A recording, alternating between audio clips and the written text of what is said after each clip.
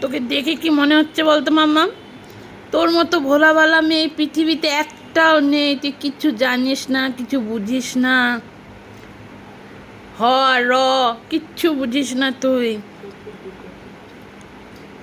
কত ভোলা ভালা একটা ছোট বাচ্চা তুই। আমরা তো জানি তুই কি জিনিস, আমরা তো হাড়ে হাড়ে চিনি।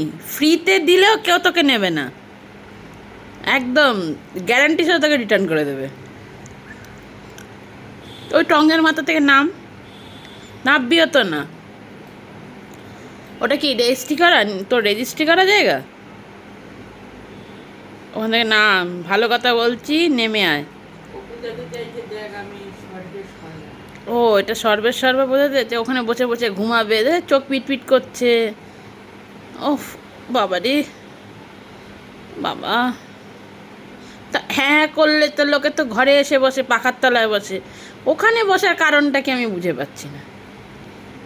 তুই এতটাও ভোলা ভালা বাচ্চা না, আমরা তোকে চিনি জানি, সে ছোট্ট থেকে তোকে দেখছি।